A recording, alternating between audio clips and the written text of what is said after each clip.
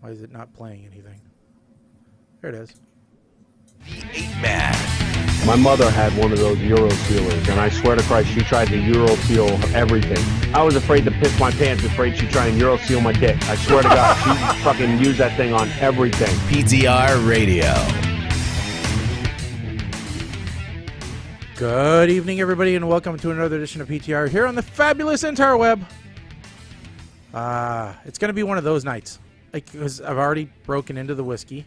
So, you know, not to say that there isn't a bottle of Mountain Dew here. There is, but, you know, and it's so bad I just brought the bottle.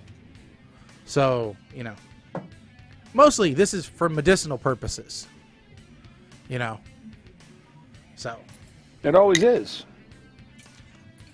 You know. Yep. This is, can't sleep. You know.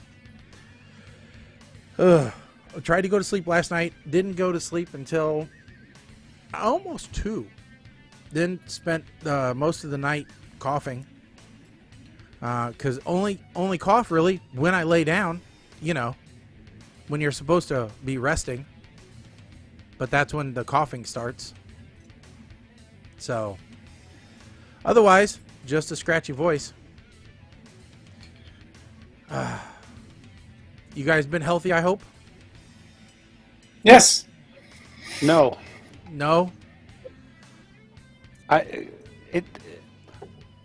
Okay, first of all, I never thought we would hit a day where Carlin is the healthiest of all of us. I don't rare. Mean that in a negative way. I was standing there.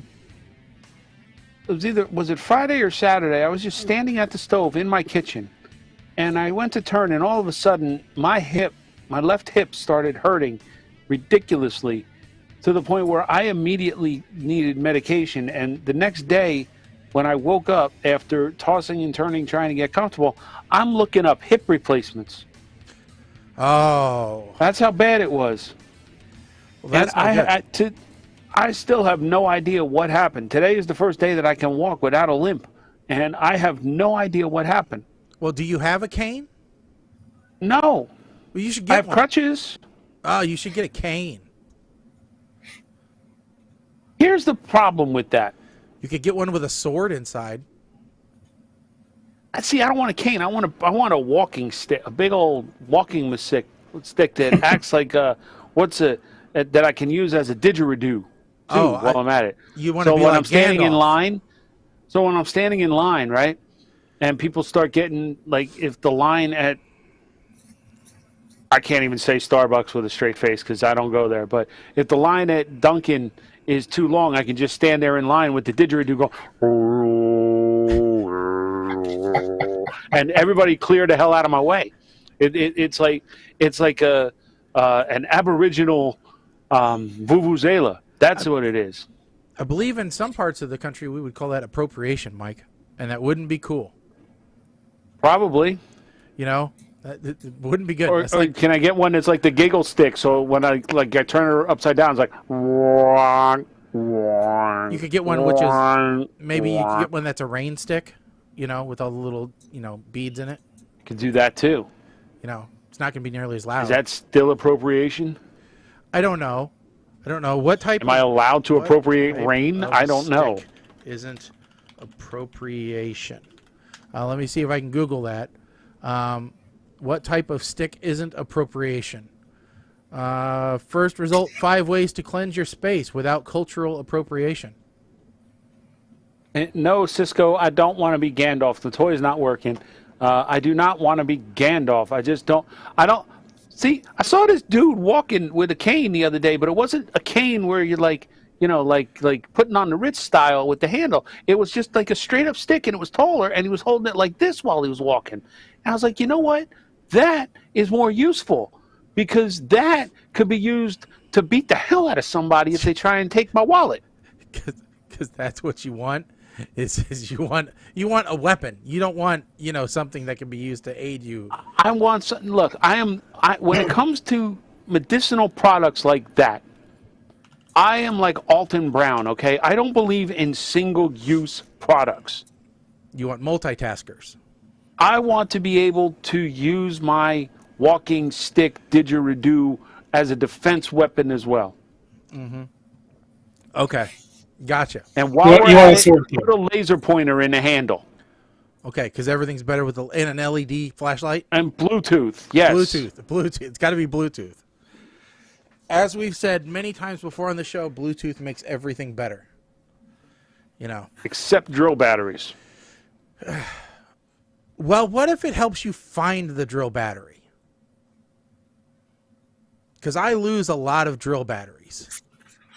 They just get placed everywhere. That's why you got. Do you need help tracking your drill batteries? Well, I can send you something.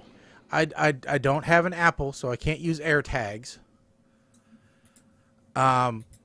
You know, and what do you got? Yeah, no, I don't need those. You sure? Because I have but many of them from an old boot box. Talking about tech, I did get a new thing that I'll plug it in here and get it booted up, and then I'll show you, and we can talk about it. Yes, that's another one. I need my stick, my walk-in didgeridoo to have a laser pointer and a Qi charger, Bluetooth, and a battery pack. Yeah. So that I can charge my phone in the event of a hurricane. Yeah. So I'm not going to be able to walk with this thing. No. So I got. Yeah. Okay. So that's it. Connect. You need a walking stick for your walking stick. Yeah. Can I put it on wheels? There we go. A walking stick on wheels. So I got. That's probably instead of a rollator. I got one of these. Was that a Zune?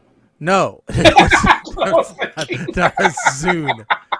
This is a Spotify car thing. Now, have you guys heard about these? No. Okay, so let's say that you got an older style car. Now, granted, there probably is only about a 5 or maybe 7 year range where this makes sense.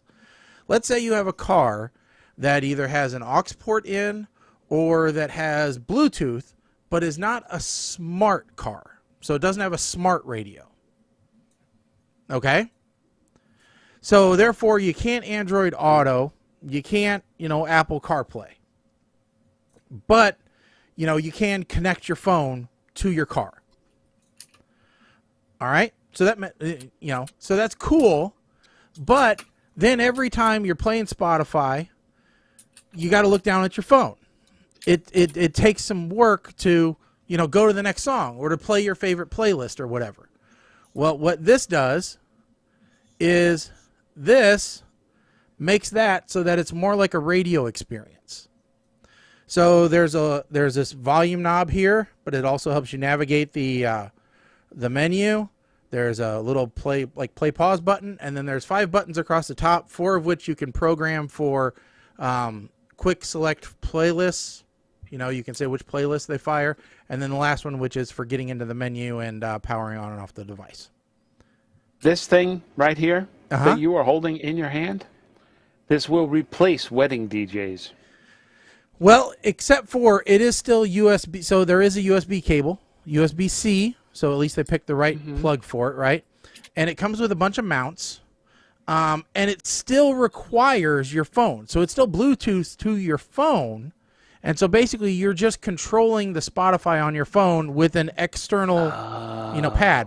But it also is, it's also a touchscreen. So you can, you can also touch this. Now the other thing is it is voice activated. So you can talk to it and just say, "Hey, Spotify," and it'll start to listen to you. Which it's doing. Yep. And, you can, but it doesn't make calls or any of that kind of stuff. But in addition to Spotify, evidently it can also control other music applications. But Spotify is the primary one. They're the ones that sell this. Now this sold new, I think, for $75. It shortly then came down to $50. I picked it up for $25 on sale. And for $25, I thought it made sense. Now, I actually have Android Auto in my car, so I don't necessarily need this.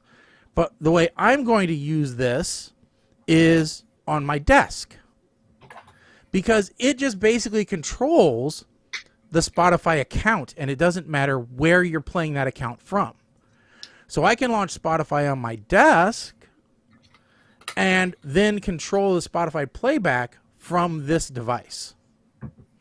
So therefore, I don't have to jump back and forth between my Spotify app on my desktop. It's like having another screen dedicated to controlling Spotify. So kind of a cool little thing.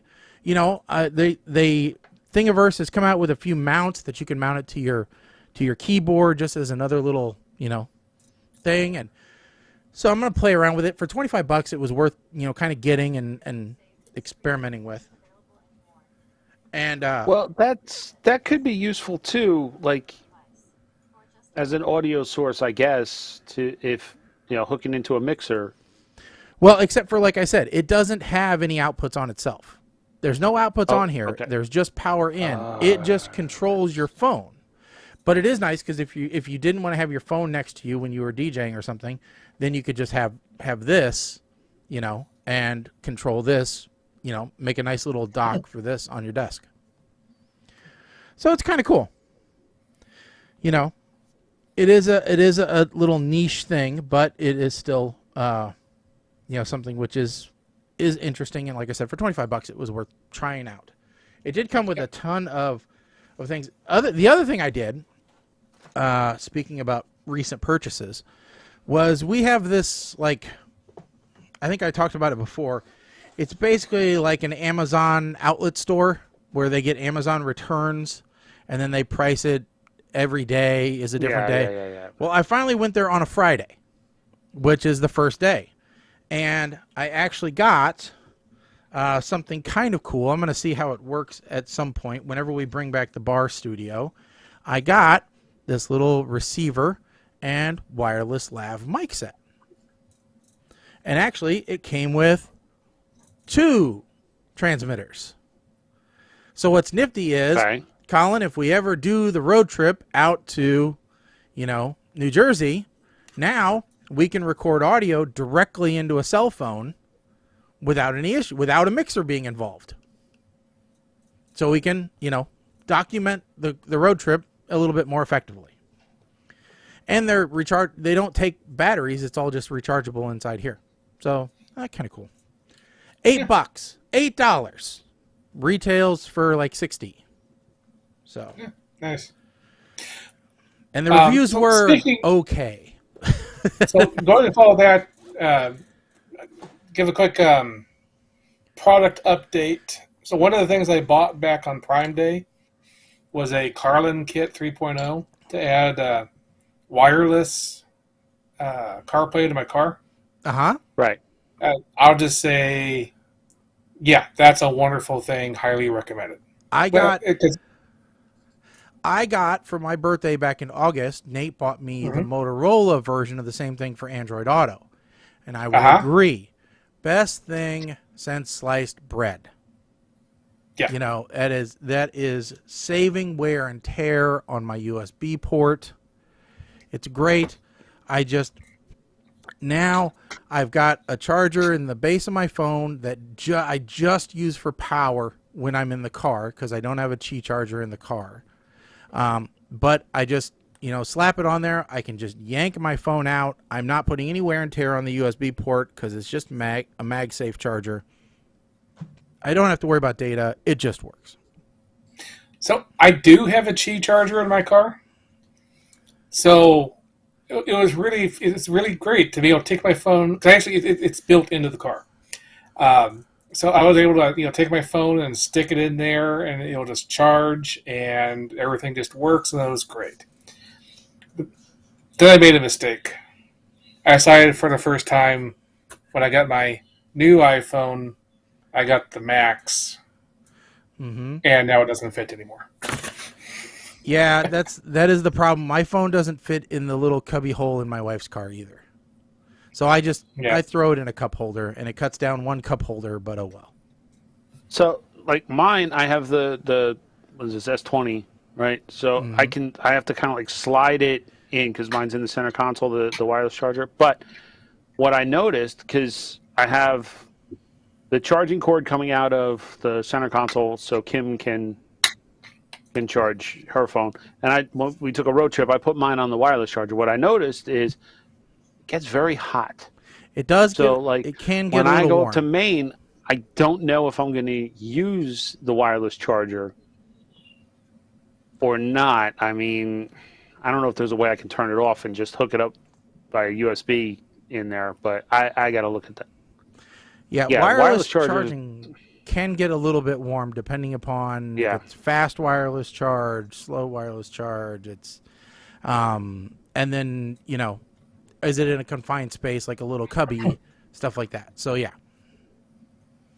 But no, it works pretty well. So I've been really happy with it. And Colin, shoot me the link for what you got for CarPlay, because I've been talking to my wife and I'm like, you need this because you keep complaining about the wire that you constantly have to plug in. So I've been trying to find a CarPlay equivalent of the Motorola one, and Motorola doesn't make a CarPlay one. Carlin also makes one for that does both, actually. Oh. So if you want to put the one that has both in her car, then you can cover it either way. That would be ideal. Yeah. Yeah. Send me that. All right. So, little bit. We'll do a little bit of an update. Just a little bit of a sad update, and then we'll move on. But I ended up having to put one of my dogs down this last weekend. 16-year-old Beagle was just at the end. And it was just the humane thing to do. And, it's always sad when that happens, but she had a good long life. She didn't deserve to be in pain anymore. And so now we're moving on. It's been a very rough weekend. And, and unfortunately, Mike knows this, in a house, when you have a house full of elderly dogs, unfortunately, when one goes, others are going to follow fairly shortly. And so, we've got at least one, if not two more, that probably won't make it till winter.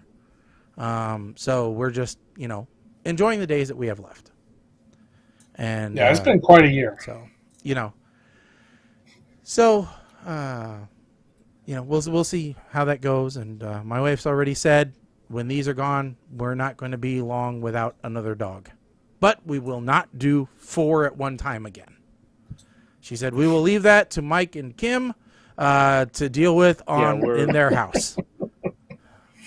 We are, so on a related note, not us personally, but Kim's dad lost his Yorkie yesterday, and that was his last dog. He pretty much said that, no more dogs after that. Last Saturday, Kim and I went out to an event in Pennsylvania, which was Puppy Mill Awareness Day, which was from the rescue that we adopted our Tucker from. And while we're there, the folks we adopted Tucker from are like, so are you thinking about adopting another one? And Kim's like, yeah, what kind? Well, either, a lab or a golden or a Yorkie, because, we haven't had a Yorkie in the house for a couple of years now. And next thing we know, about an hour later, they're like, okay, we'll be back. Where are you going? They went, and I guess I got a phone call, 19-week-old golden retriever. That they were trying to send us home with. Now, half serious, half joking. Yeah. Mm-hmm. Right? There was no ill will about it. We were like, we can't take a dog home just out of the blue like this. We were nowhere near prepped. This dog has not seen a vet. We don't know if this dog is going to get along with our dogs. And this dog was literally, he was right out of the mill. I will admit that if it was up to me and logic hadn't kicked in, we probably would have brought him home, because that dog bonded with me almost instantly. It's very rare that the rescue dogs gravitate to males over females, but this one gravitated to me over all the females that were there. So that would have been my boy. Mm-hmm. But yeah. Yeah, so we have been so my wife, not that she's looking forward to the other dogs passing away, but she has been, she's like, we're getting a Shitzu next. We're getting a Shitzu next. And I'm like, I don't want a freaking Shitzu. She had a Shitzu before. She loved the Shitzu. His name was Bo. I'm like, I don't want a friggin' Shitzu next. I have a Shih Tzu. I mean, she's part Shih Tzu, part Chihuahua, but I don't want a damn Shih Tzu. So I'm so I'm like, okay, well, not that I necessarily. She's like, I'm like 2 dogs max, and she goes, I was thinking 1 dog, and I'm like, wow, I really thought I'd have to sell 1 dog only more, but I really don't want just a Shih Tzu either. So do I deal with just 1 dog, or do I deal with 2 dogs and get a dog that I want? No, you gotta have 2. This way they keep each other occupied while you're. Yeah. So, but my requirements are. Otherwise, if you have 1, it's gonna be Velcro to one of yous. It'll be her. Trust me, it'll be her. It won't be me. Okay. But I'm like, damn it. Now I'm gonna end up with 2 dogs. And 2 dogs is a lot more to get taken care of when you want to go somewhere. So. Well, and that's true. That's point 2. So, but anyway, so yeah, so we're just, like I said, it's been really tough, but on the plus side, got a new grandbaby. That's still a bit on the DL, but now got a new grandbaby. It's not on the DL now. It's out there. Nobody listens to PTR this Radio show. land, man. It's out there. So, anyway, so yeah, so, that's good. Although that means that we had the grandkids this weekend, which didn't do much for my headaches. But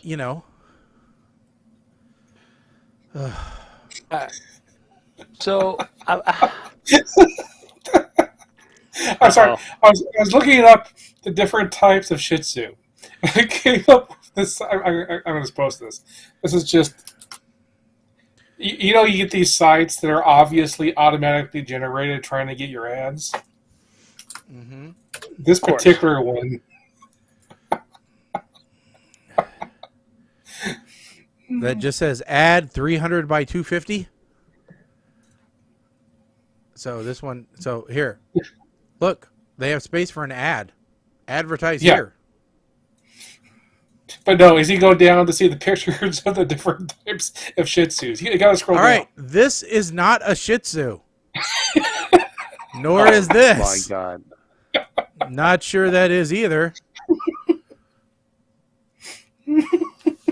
It might be, but I don't think so.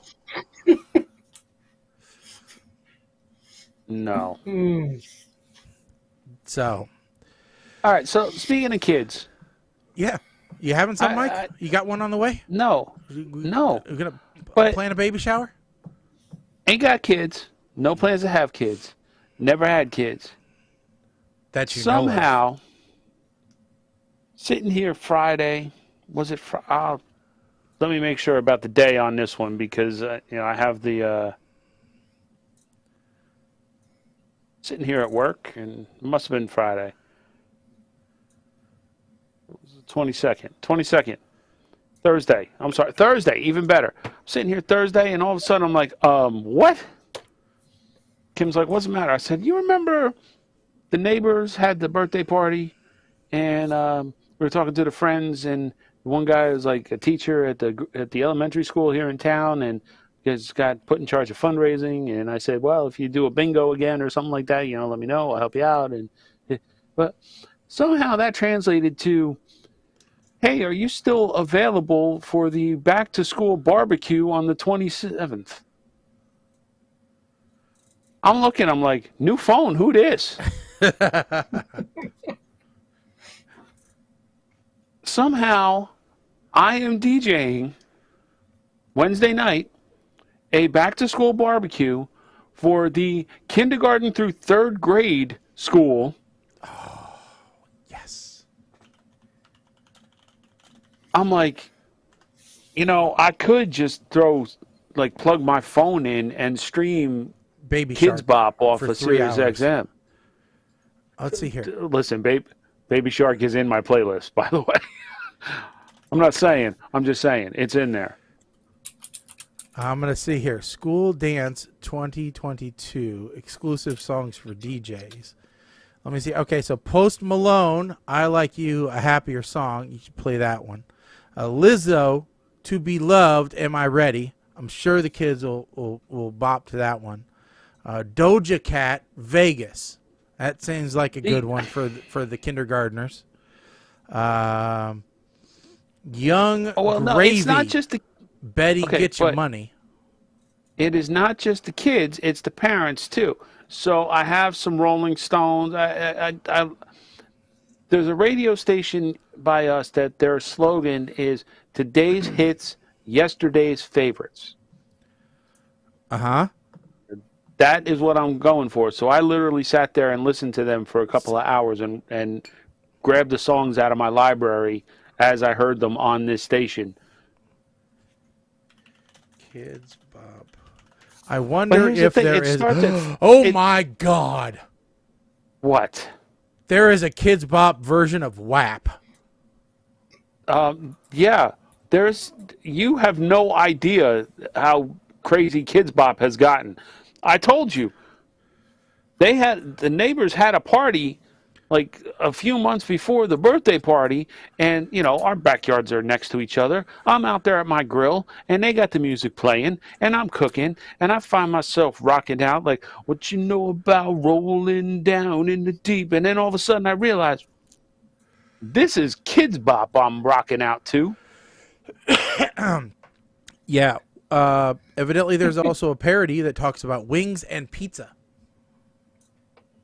Yes. All right, I had no idea. I may have to break this out next time somebody asks for WAP. I said, "Oh yeah, I got WAP." Wings and pizza. That may have to happen. Those are the kinds of versions that you want to use during Under the Covers when you do trivia. That's true. And I have at least one trivia night coming up. I got a heads up that it is going to happen. So, looking forward to that one. And then I actually got asked to DJ a Halloween trunk or treat, Mike. So you're not the only one getting back out there, spinning the tunes. So, like you, I have to pick kid-friendly things. So Monster Mash, Addams Family Groove, the Batman theme song. I do have some other like Halloween. I have a Halloween playlist as well that I can send. But see, you don't need like club dance type. No, I don't. Of these songs. I don't wiki. No, I don't wiki. I don't do the wiki like you do. You do the wiki stuff. I do a little bit of the wiki. No, I do the radio thing where we slide from one into the other. But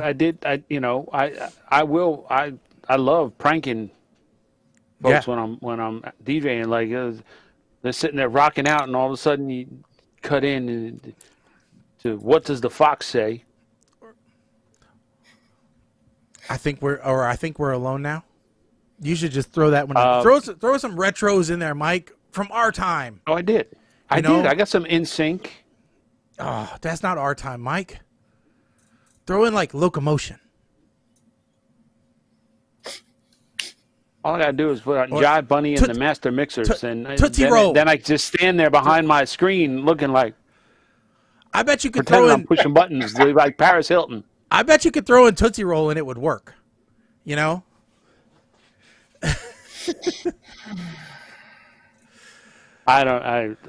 Look, I'm bringing a backup drive of my DJ library just in case, they ask me for stuff.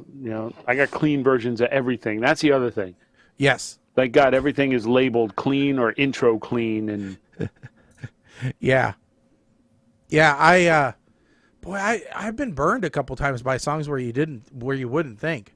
It's like Werewolves of London, I think, has a curse word in it somewhere, and a couple other ones that you would think, okay, these are deep cuts. You wouldn't think that, or not deep cuts, but they're classics, so you wouldn't think they'd have them in there, but they do. So yeah, I made sure I had the cha-cha slide, the electric slide, and Cupid Shuffle. I don't know if kids know the Macarena. Macarena's good. What about the? No, if you ask me about like the chicken dance or the hokey pokey, listen, You still don't want to do I still those. twitch. I still twitch when they come on. I can't. I'll have a damn. You got the Cotton Eye Joe? Have a damn aneurysm. No, but I should put that in there. That's a good call. You know, I think I got Boot Scoot and Boogie in there just in case. Maybe Achy Breaky Heart just in case. A dubstep remix of Baby Shark. oh, It's not a dubstep remix, but it's got a little bit of an intro club beat to it. trying to remember and those. yes, I have mixed that in before. Mixed that in. A friend had a Christmas in July party, and in the middle of like this deep trance, all of a sudden it cuts to Juju Baby Shark, and everybody just went.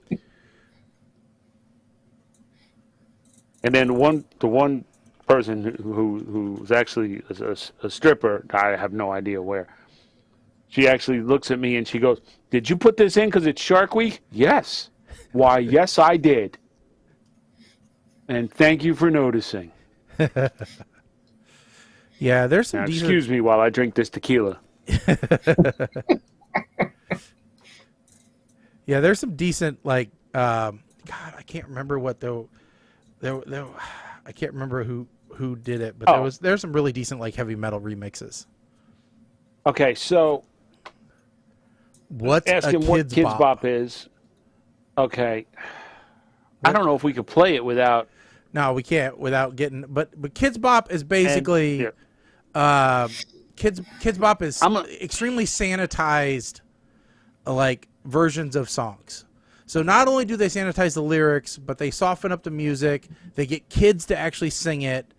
It's like a children's karaoke version. You know, that's the best way to explain. Yeah. Okay, here's another way you can think about it, because Cisco's from our generation, so think about back in the day, Kids Incorporated, right? Mm-hmm. And they were in the band, and they would sing every episode. They'd sing like a popular song, like from the radio, or if you want, or current version. Think Glee. about if Glee took place in grade school. Yeah. And their versions, that's Kidz Bop. Yeah. That's all it is. But it's like we're up to like it's like what is that? What's the like not now? Now that's what I call music. Yeah, now that's what I call it. So like they're up to like I don't know, version 57 or something on Kidz Bop. It's ridiculous. You know, if you have Sirius XM, you can go to channel 79. That is Kidz Bop Radio. Mm-hmm. I kid you not. So yeah, but that, by the way, that is awesome. If you're just hooking up to a speaker to play music at a kid's party, that's exactly what I did for the neighbors next door. Didn't have to worry about a playlist or nothing. And when it came time for Happy Birthday, I could just control it from my phone. yeah. Awesome. So, but no. So yeah, no, it's good. It's good to get back out there and do a bit of DJing again. You know, get the rigs, blow the dust off the rigs and get them back out there again. And it'll be nice for me because I'll have, you know, I've got a couple of nice reliable laptops now, so I don't have to worry about it.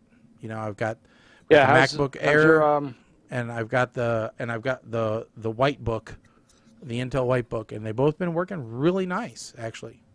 So, I actually been taking the MacBook Air to work because it'll last the whole day without ever having to be plugged in. Really? Yeah, I can do 8 hours of note taking on it without any problems. Mm-hmm. So, you know, and I can run Slack and Teams and, you know, not have any issues and just basically use it like another monitor and, you know, or run. I get the same with, Spotify I mean, just my Surface Pro X here, or 10 or So yeah, I just Okay. So while we are talking about computers, I did pose a question to you, gents, and I kind of I'm throwing you on the hot seat here, trying to help me out here. So I you have need a to replace conundrum. a computer in this house. I have a conundrum. You do. And this is all because business is booming. So And here's your issue, though. You're coming in at a very bad time. I'm coming in at a horrible time. Good and a bad time. So AMD is launching their new processors. Okay, and their new processors look amazing. All right, as far as clock speeds. The lowest tier AMD processor is within a percentage performance of the highest tier current gen Intel processor. All right, for gaming. Now, I know you're not going to use it for gaming, but that just gives you an idea of its performance. All right? Yeah. But that's going to come with inventory issues and price issues.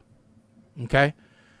However, if you don't need to be bleeding edge, newest stuff, all right, then you've got a really good deal on previous gen AMD stuff, which is still ridiculously good, tons of cores and threads for really cheap, high availability of motherboards, processors, memory,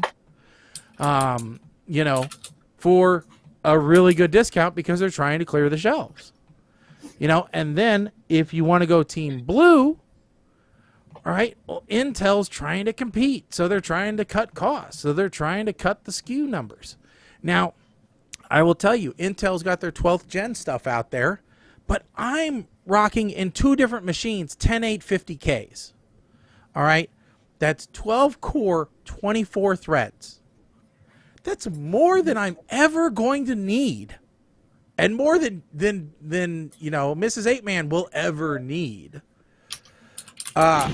And they were really cheap, and they're 2 generations old at this point. But who cares?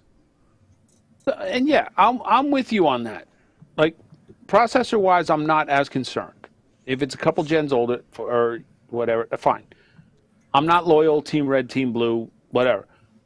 The points that I made to you guys, the challenge was the price range, which I got 2 machines that are on the table right now that are around $500 that are pre-built, and the video processing. And the reason I threw that out there, this is being driven by usage of Photoshop. And Intel dedicated graphics or integrated graphics do not support the latest versions of Photoshop. They don't support acceleration. No, definitely not. And so you'd be leaning that's on where. Now, I am not. Now, one of your options had an i3. I am not a huge fan of the i3s. I steer clear of them. I go minimum i5. I see the i3 as the economy.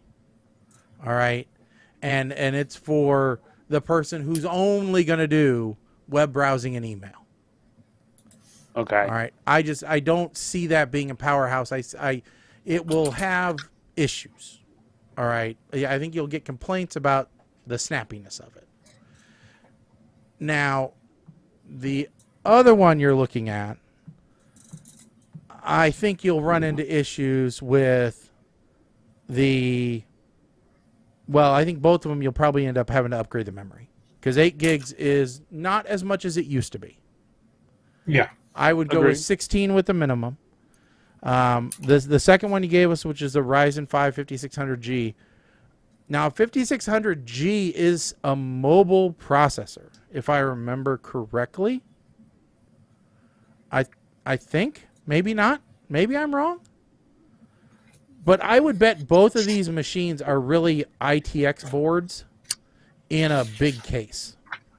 Because that's what, and they could even be laptop boards in a PC case. I have seen much of that now. 5600 5600G is a 6-core, 12-thread desktop processor. Okay, because let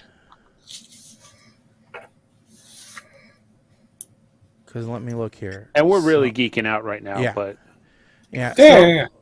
So, but I think there you'll run into issues with hard drive space. 256 gig SSD is not very big at all. okay.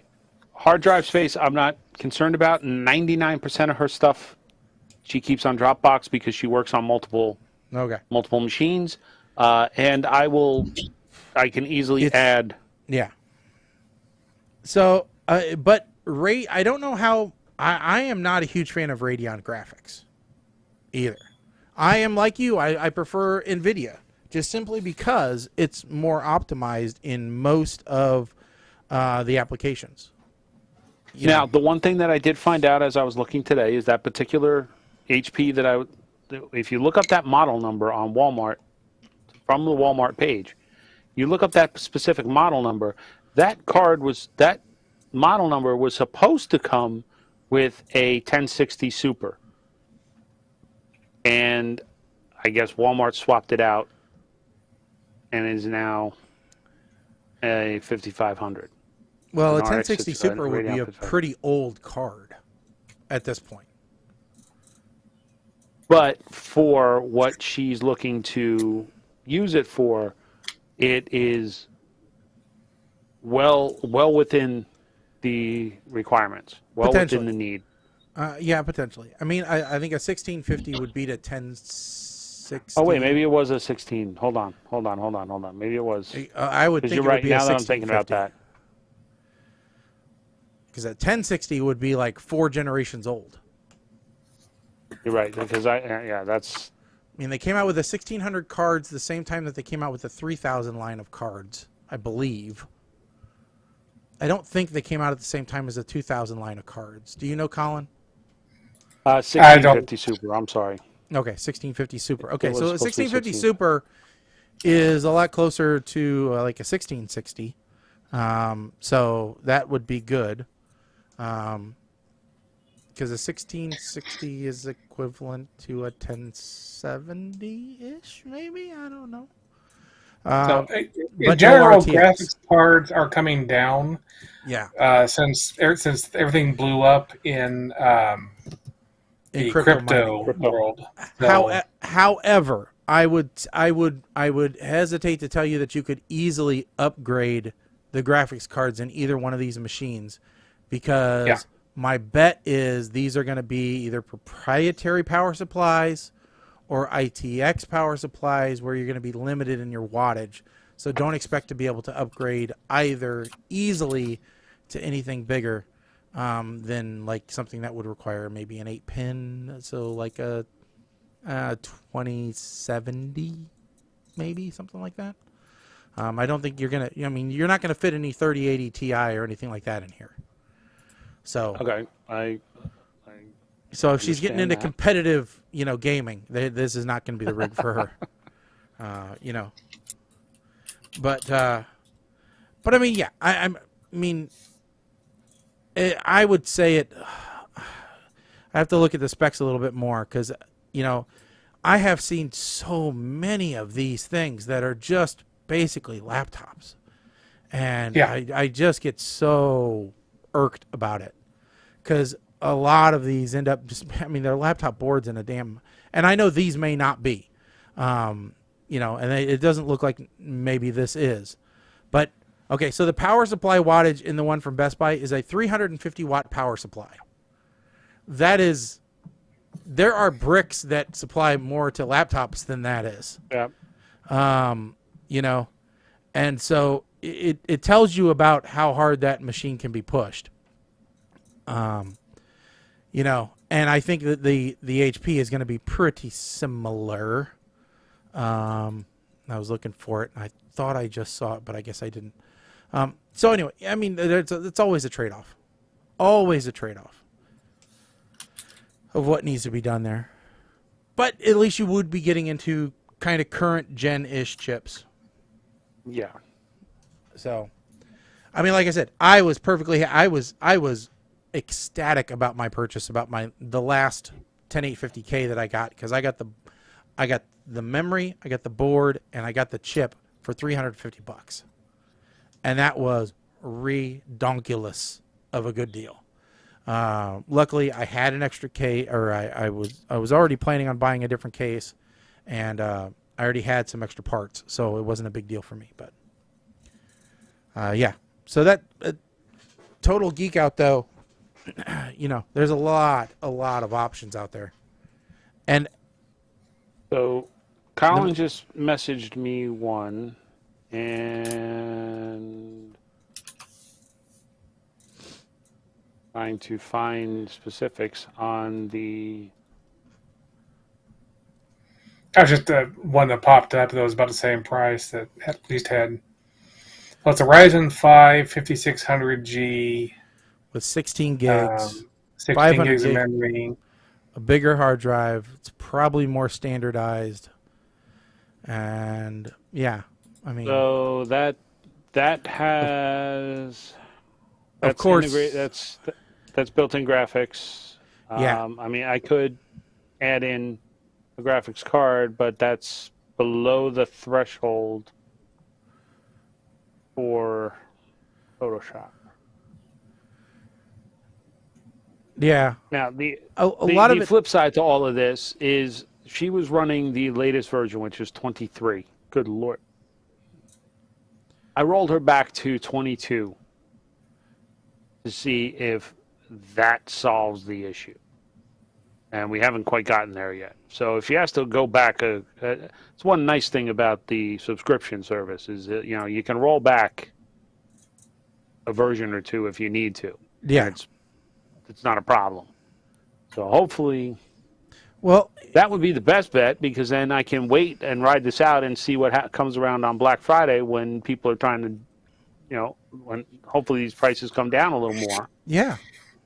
Well, I think tomorrow's when the new processors from AMD actually show up on the stores. So it might be interesting to see what actually happens. I mean, really, I think, you know, if you really loved your wife, this is what you'd get her. I mean, it's a Cougar Zumwalt gaming behemoth. Don't you? You know, it's, You know, like I was even shocked because I started looking at some of the nukes, some of like the higher end nukes, and they're all running Intel integrated. well, yeah, a nuke doesn't have the room for a dedicated NVIDIA unless you're talking Yeah. about a laptop NVIDIA, and then you're still talking the Skull Canyon and stuff like that. So I'll tell you what, I'll get this, and she can have my tower that will run. yeah. So And that was the other thing. So a full size tower is out of the question because it takes up too much room. well, she's a bit specific. We'll call it that word, specific. Yeah. She has specifications. Oh yeah. I'm going to use that from now on. You should have seen- to tell my wife, you're being very specific. You should have seen the look on her face when, no, dude, never upgrade from the Commodore 64. Trust me, never. No, you should have seen the look on her face when I told her that your cheapest option may be a refurbished Mac Mini. She said, I ain't learning Mac.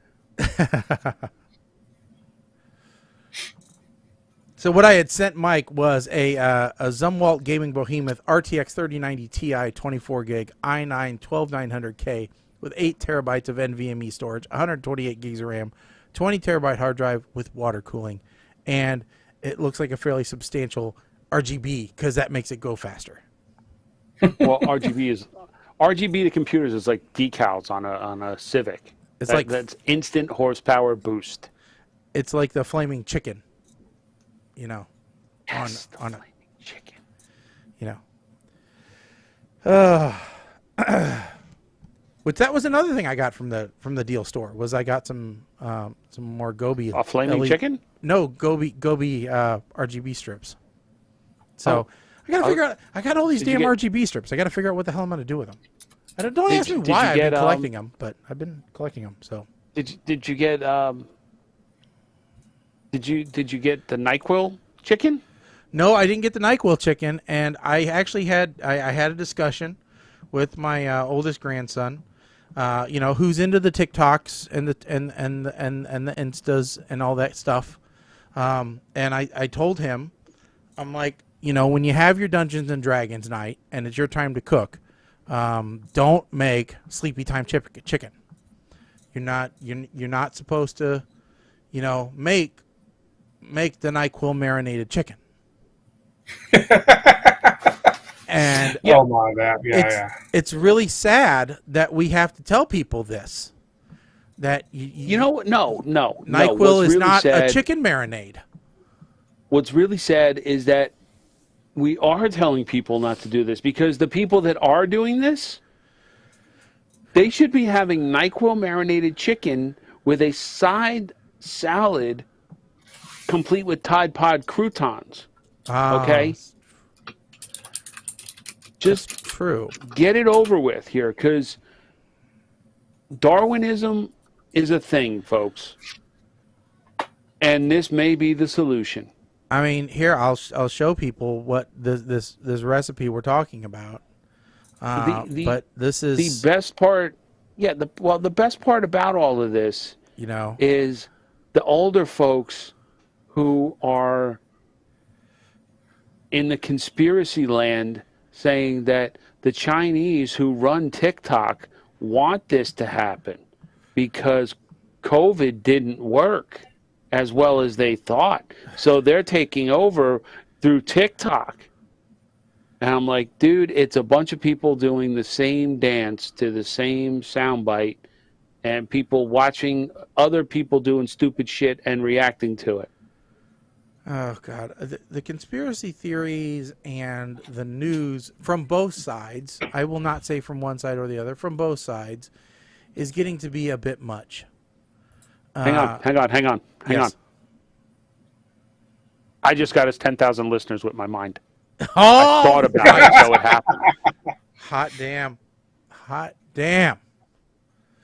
So, it's just, it's insane. If you'd have told me 10 years ago, hey, you know what? People are going to wonder if something you say is true, even if it's backed up by real, tangible facts, scientific evidence, and true statements by multiple people and agencies and everything else, and you have video proof, people are going to say it's not real. What? How? We have evidence of someone doing something on video, and somebody's going to say, that didn't happen. And a bunch of people are going to believe them. And what? How? How is that? I don't get it. We're going to have Maury have a show and reveal everything to everybody for it to be believed. Maury's going to have to come out and say, you are the father. You did lie. You did steal these things. Yeah, but he retired it isn't. Too, so he can't. Well, we'll have to bring him back. We'll have to have him and Jerry Springer and Rosie O'Donnell and Ricky Lake, and they're all going to have to be panel specialists. No. On a new TV show called Real Facts. You left out. And Geraldo Rivera. The most important one. Sally Jesse Raphael. And Judge Judy. And Judge Joe Brown. And Judge Wapner. And Wilford Brimley. And we're going to have to also get Downtown Julie Brown. Daughter. Yes. It sounds like you're casting Granddaddy Daycare 2. Oh, God. We're going to talk about that here in a sec. Yeah, we are going to talk about that. But first, since we ventured into the realm of justice, let's talk about how, they have curtailed the crime-stopping power of one of the greatest teams in all of the land. Better than the CIA, better than the FBI, better than the NSA, better than the LAPD. We're talking about the Scooby-Doo gang. That's right. They have had their thumb put on them. And Velma has been persecuted. Of course. Why not Daphne? Why just Velma? No, the pretty white girl don't get touched. No, just the nerdy girl from the trash. That's it. I'll be listening. The pretty rich white girl, she can do whatever in the hell she wants. That's the way it works. That's messed up. You know, pretty rich white girl gets away with everything. The effeminate, sports jock, he can do whatever in the hell he wants, wearing his damn, cravats. And the stoner, well, nobody pays attention to him anyway. But it's the intelligent, low-class, white girl, wears glasses, and nobody pays attention to. She is the one that they say is, mischaracterizing people. In online video game, Velma has had her ability to call the police on certain characters revoked. Well, I thought they just replaced it completely with a different ability. So she has been dubbed a Karen. So yes, they changed her powers, but she used to be able to call the police on anyone that she wanted. And it's not her fault that the people controlling her would call the police mostly on black people. She's probably the type of woman that puts raisins in her potato salad while you're at it. I mean, could be. She might be. But yeah, I cannot believe that. Okay, so this is okay. Are these the same people? Do these people have they ever seen Grand Theft Auto? These are the same people that said that an M&M can't wear pumps, Mike. That's what these people are. Are these the same people that sat in the forest crying because trees got cut down? Yes, it is. So they've gone from analog to digital, is what you're telling me. Yeah. I just don't. Yeah.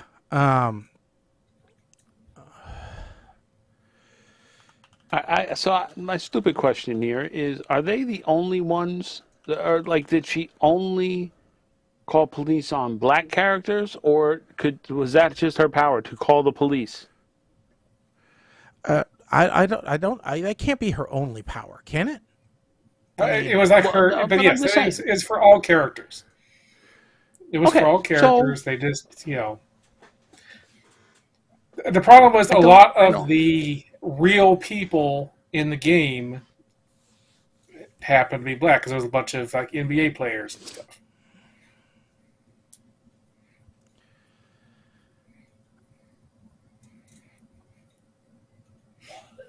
He Who Vibes wrote on Twitter, I'm enjoying Velma in multiverses, but maining a character whose special move is calling the police on her enemies definitely don't sit right with me as a black man. Well, what the hell else is her special character going to be? Losing her glasses? I mean, that's what she do. That she could yell jinkies. But I don't know what else. Jinkies. That could be that. She yells jinkies and turns into Mecha Velma? She-Hulk. Mecha Velma. Mecha Velma. I like it. So did you see what they replaced it with? Instead of calling the police, Velma now solves the mystery and calls the Mystery Inc. gang and the Mystery Machine to take the bad guys away. So she's turned into a vigilante, is what she's turned into. Yes. Now but I would rather see the Mystery Machine than some cops. Anyway, now she's just completely abducting people. They are literally false imprisonment of people. So this isn't any better. Now they are the KKK rounding people up in vans. Oh my God! Oh, wow. Can we? You had a game, right? Do you want to play? I feel like we're getting a little too far into territory to go and get us canceled. You got a game? Well, we were correcting the correction, Mike. That's what we were doing. Yeah, we got a game we can play. All right, so this is a game that requires a letter. So I'm going to give you 8 things and 60 seconds. 8 things in 60 seconds. What? Yep, we're gonna get a 60-second timer, and I'm gonna give you 8 things that you have to, name that start with the letter, and you're going to pick the letter, Mike. Oh.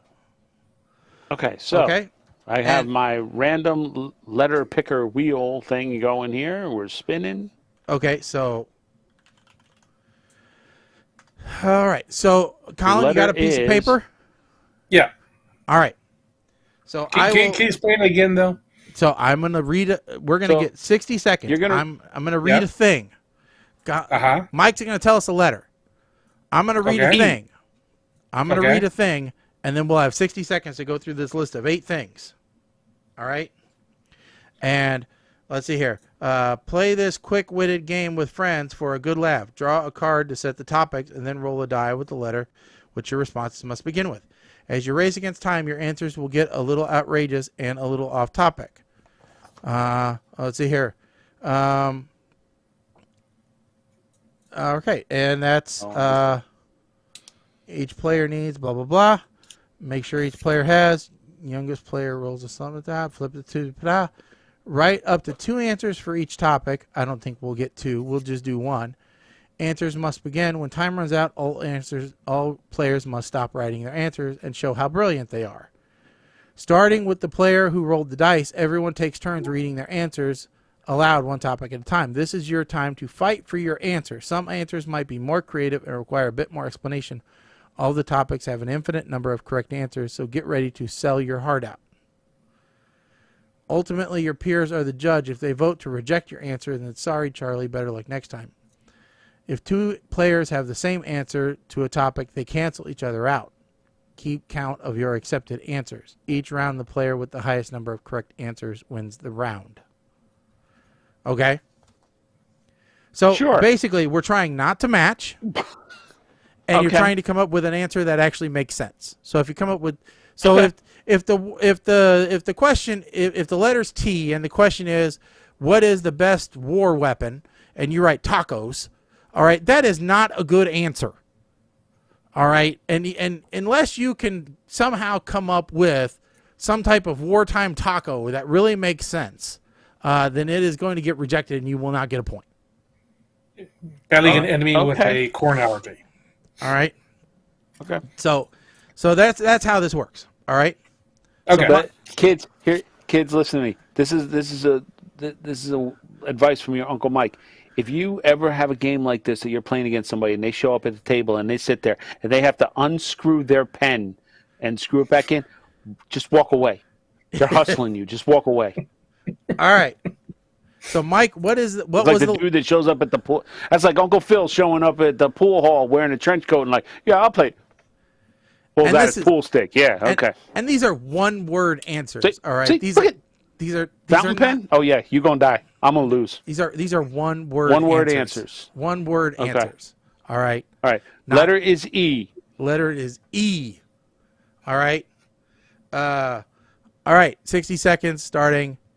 Let's see here. Now. All right. Word to describe your grandmother. All right. Number 2. Nothing is better than blank in the middle of the night.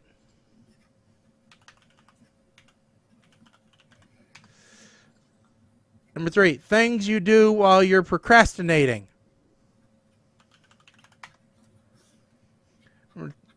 Number 4. Blank me if you can.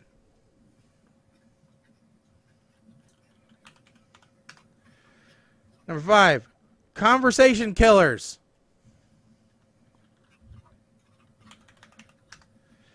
Number 6, flexible things. Number 7, president's first or last name.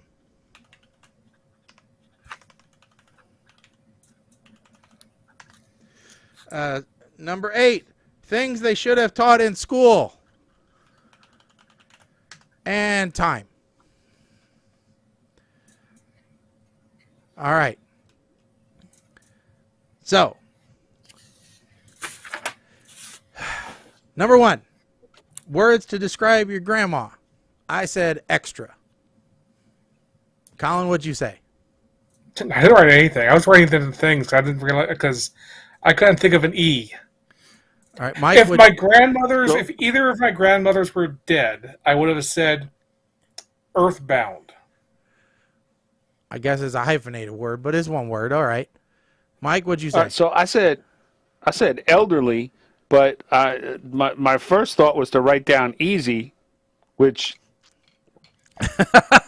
ain't respectful to grandma. Well, and I wrote elderly. I would have made you sell easy. I would have made you say how your grandma was loose and fast. All right, so I think we both get that one. All right. Next one. Nothing is better than blank in the middle of the night. Colin? I blanked. I had no idea. I could not think of an E. Mike? Well, you get up and you're hungry, so you go to the kitchen and you grab yourself an Eggo waffle. I said evacuation, as in like peeing. All right.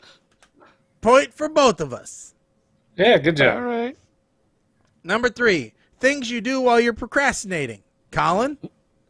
Okay, this is probably going to match. I was eat. I said eat. Mike, what'd you say? I say eat boogers. All right. That matters. But I know it's supposed to be one word answer. Actually, no, I had nothing, but I'm just sitting here thinking about it. I was like, well, I'm just going to try and fill in something to be stupid. All right. You guys both matched anyway, so whatever. Number 4, blank me if you can. Mike? Eat. That's what I had to. Educate. Educate. Oh, Colin with a point. Colin That's a gets good one. point.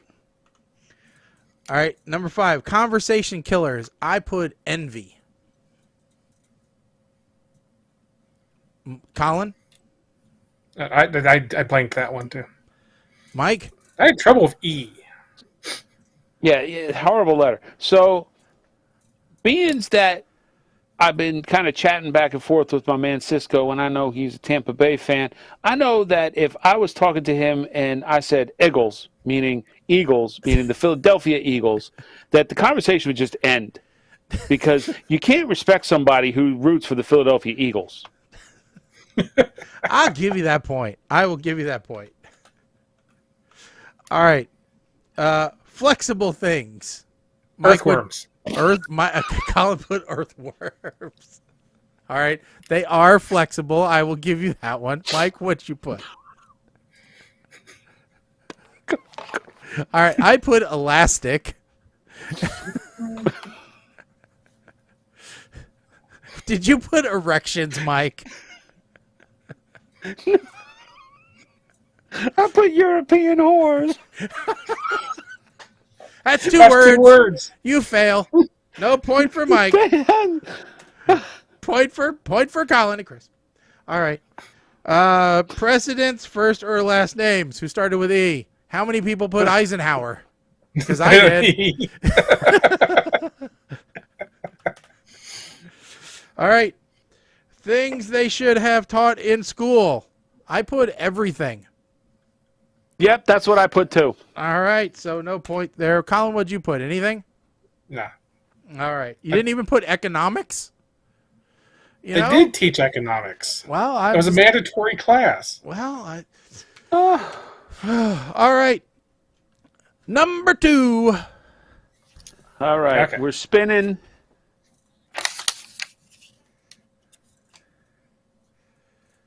This thing spins a long time. If it comes up X, we're spinning again. or Y. V. V. All right. This could be fun. All right. Number 2. Starting. Blank made me do it.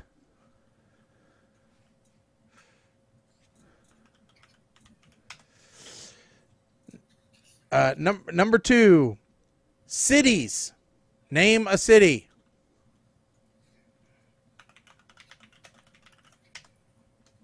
I think for that one you can get away with 2 words. Number 3. Terrible baby names.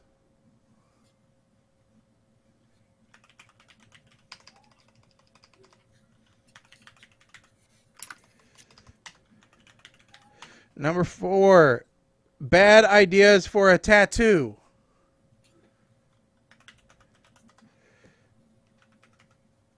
Number 5. Things your mom was right about.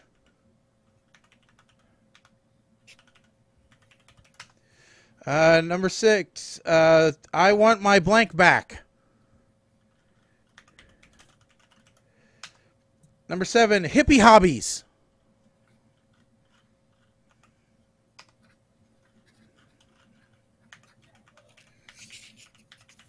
And number 8. Say hello to my little blank.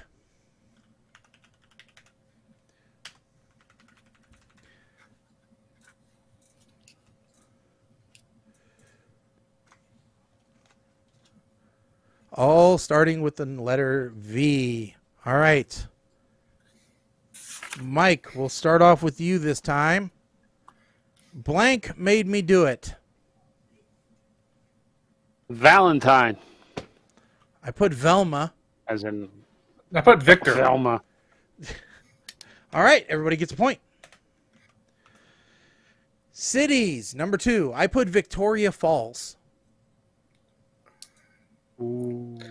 I put Victoria without the falls. I don't know that Victoria is the name of a city. Yeah, it is. And I put Capital, Victoriaville. actually. Victoriaville. Okay, well, I think they're all different cities. I don't think we have to match there. Terrible It's in baby. Canada, Victoria, but that's... It's still a city. It didn't I say know, I'm just saying, U.S. city. it's definitely a city. It's a city I've visited. All right, terrible baby names. Colin? Veruca. Oh, that is a good one. Mike? He is Vigo. I put Vivian. Because it's one of those that they do both, male and female, and I don't like it. All right. Bad ideas for a tattoo. Colin?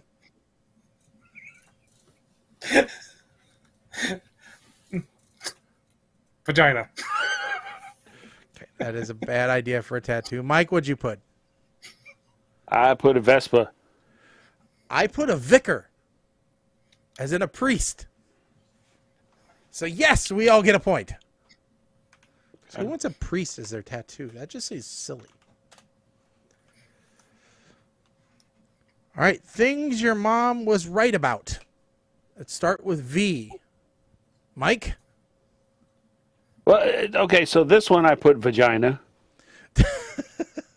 Okay.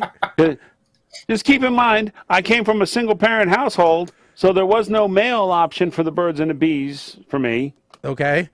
What exactly did she tell you about the vagina? Stay away from it?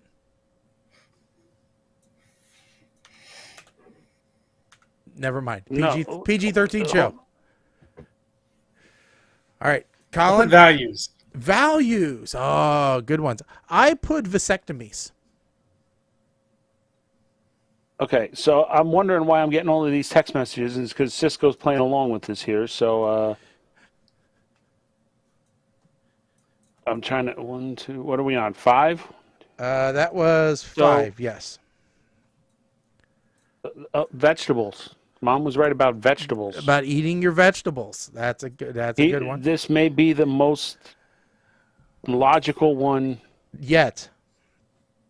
Yes. All right, number 6. I want my blank back. Colin, what'd you say? I didn't come up with one for that one. Mike, what'd you have? I'd prefer if you went next. I said VHS tapes. That's 2 words. It is. 3, technically. Yeah. Mine, I'm not proud of this one. It was just, this is like one of those. Virginity. Yes, I did. And this is like one of those Family Feud answers where, not just trying to guess, playing the odds here. All right, next. Because I really don't want that back, but No, nobody wants that back. Hippie hobbies. Now this one was hard. This one was very hard. Mike, or Colin, what'd you have? Vaping. Vaping. That is a good hippie hobby. That makes perfect sense. It's not what I had. Mike, what'd you have? I didn't have anything. I couldn't think of anything. I had vacationing because they never work. So they're constantly vacationing. No, I'm going to debate this one, though. Because it's not really a vacation. Because they still have to do stuff to get money. If it's 100% all the time, is it really still a vacation? Well, I'll admit your argument, and I will not take a point. All right, next one. Say hello to my little blank. Colin? Violin. That's what I said. Mike? My little villain. You get a point. All right. So total up for the 2 rounds, I have 7.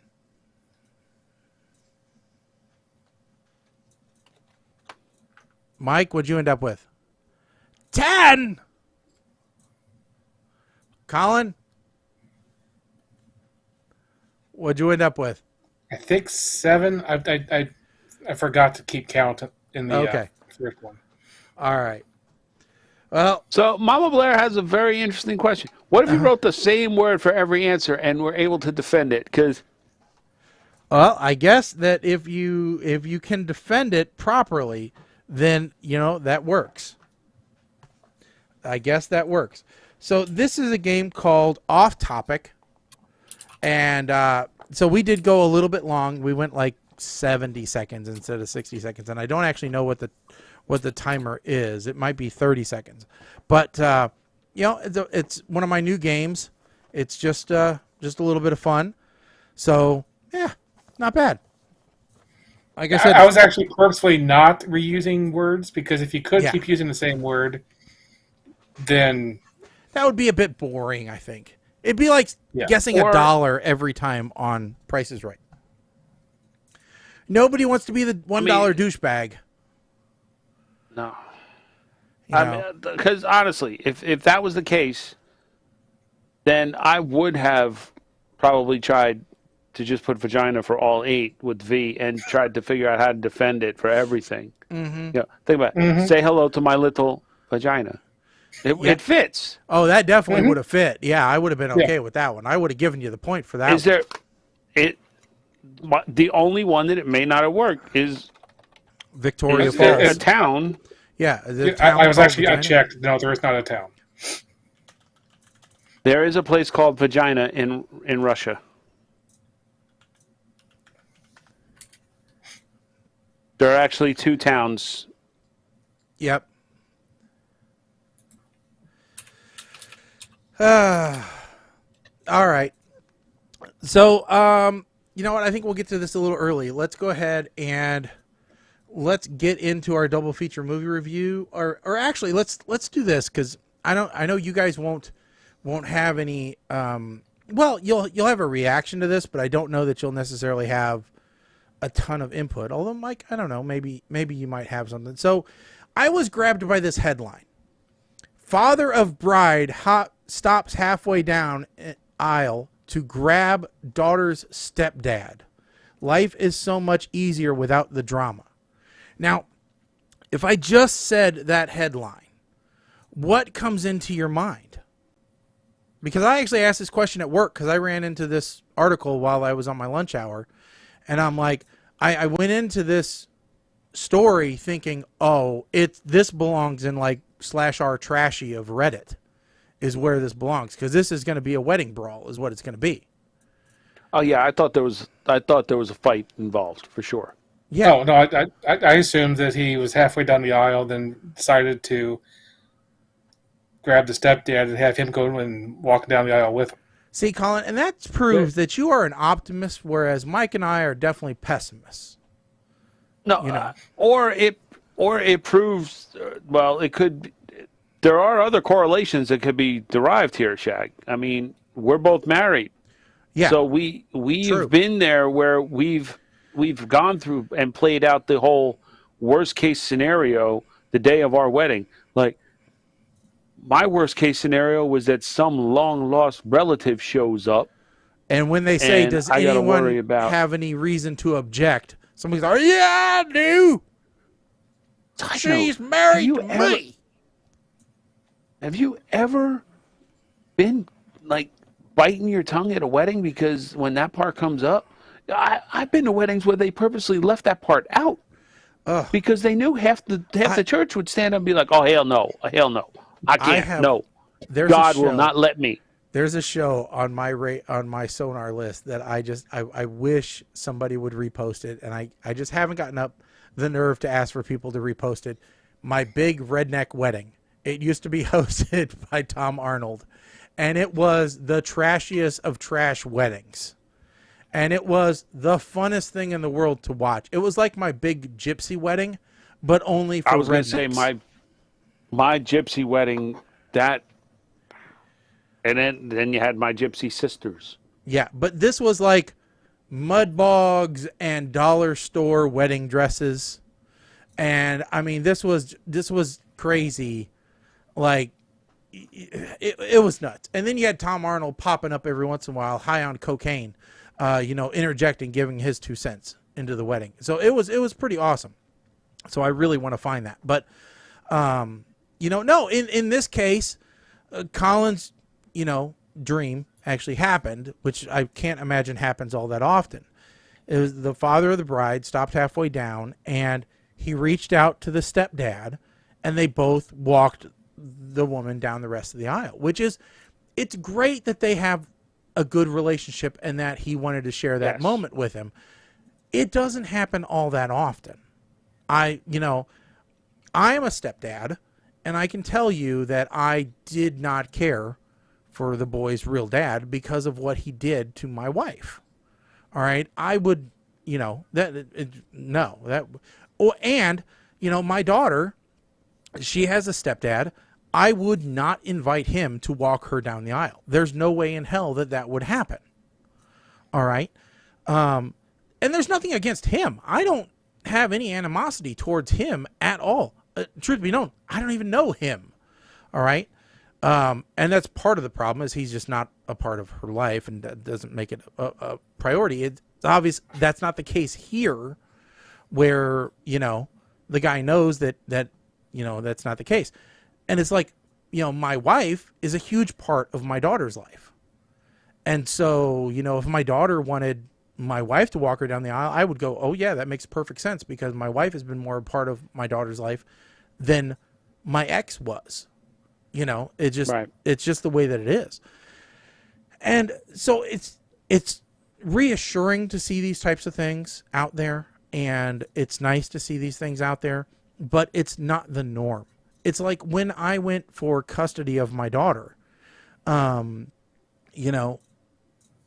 judge said to me, it's reassuring and refreshing to see a dad fighting for custody and fighting for more time with his kid. And you're doing a really good thing. And to me, I just thought, I'm doing what needs to be done. I'm doing what I should do. I'm not doing anything extra, and it was nice of him to say that, but it wasn't, like I said, I didn't feel like I was doing anything extra or above and beyond or anything like that. I was just doing what I should do. And, it's a sad thing that is above and beyond. We have a lot of deadbeat dads out there, and that pushes the bar down for all of us regular dads out there. In the United States, father custody of children is about 35%, as opposed to like Canada, where it's closer to about 45 to 50%. So, dad's rights have a long way to go in this country. And part of it's just because of the negative stereotype that we get because of the deadbeat dads out there. So, like I said, it's nice to see this dad, this stepdad getting along.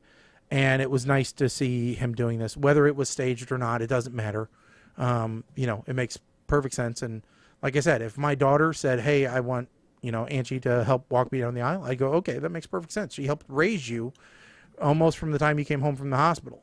So I wouldn't expect anything different. In fact, my daughter's already told her boyfriend of, 9 years now, hey, you'll never meet my mom. As far as I'm concerned, my mom is Angie, who you've met a lot of times. So, it is what it is. And so it's like I said, it's refreshing to see these things. I don't know what you guys' take on it. I've kind of dominated the conversation there, but, curious what you guys think. No, I think you said it well. So I do have a question for you, which is, you guys have seen many, many more weddings than I have. Do they ever actually use the... If you'd let us hook you up on online dating, maybe we could see one more. I'm just saying. So, what do you mean do they us? ever actually use the line about Sorry.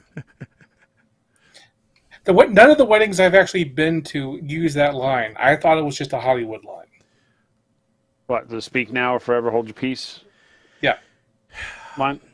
It's more in wasn't in Catholic. ours. It's more in Catholic ceremonies than, and Okay. maybe it's like Roman Catholic ceremonies than even modern. I was going to say ceremonies. the times that I do remember hearing it were the wedding ceremonies that basically were like a full mass, and I could have been hallucinating at that point because that thing was like an hour and a half long in sitting in church on them hard ass pews. But yeah, listen, any churchgoers out there, any Padres, whatever you want to call, you want people to come to church, make the damn pews a little more comfortable, please. All right, sitting on wood with no cushion for how long? Maybe that's a Jersey thing. I don't know. That's why you got to bring those seat cushions like you do to the baseball games and stuff. Yeah, but the problem is that the seat cushion I have to bring to the NASCAR games has like a drink bladder in it. Well, so that I can sneak in. That's how I sneak in my liquor. Holy wine, my friend. Holy wine. Well,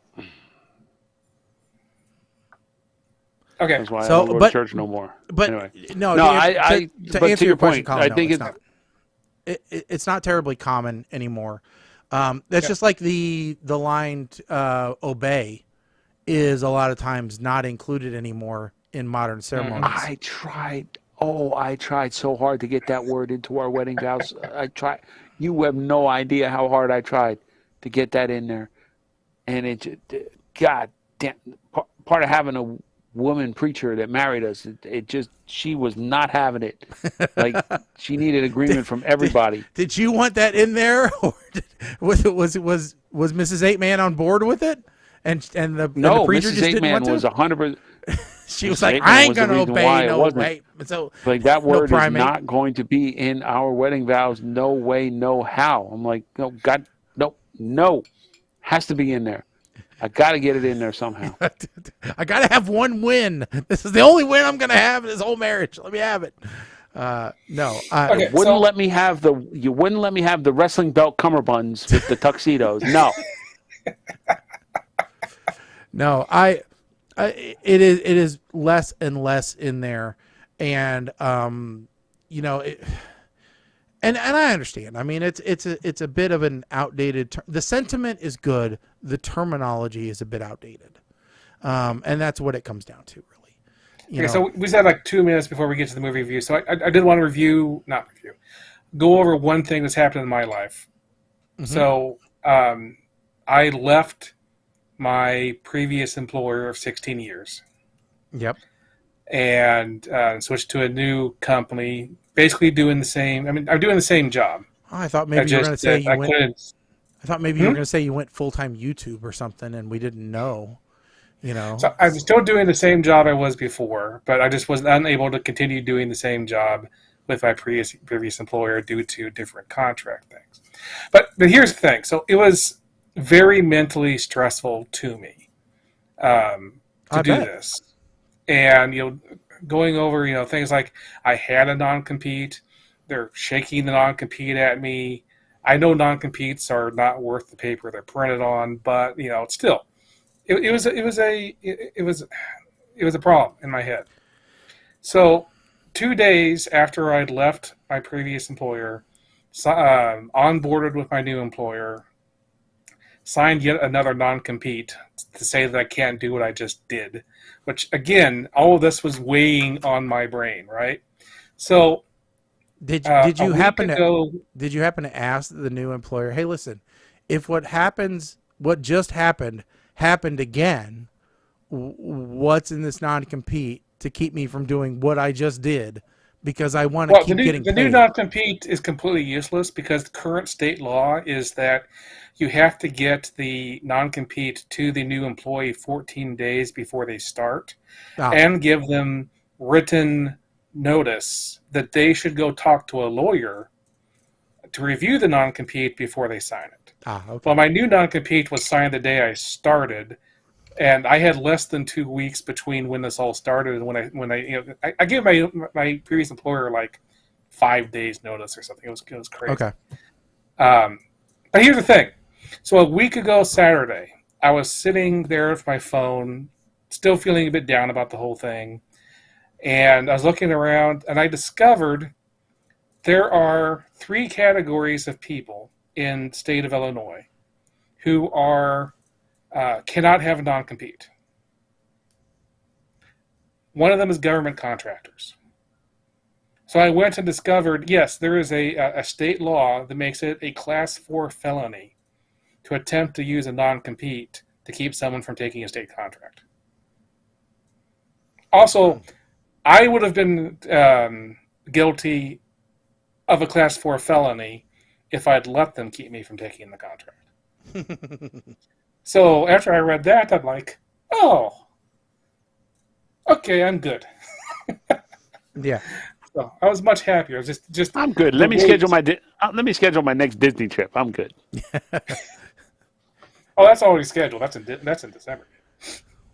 Oh, my Disney, my standard December Disney / Royal Caribbean cruise week. Yes.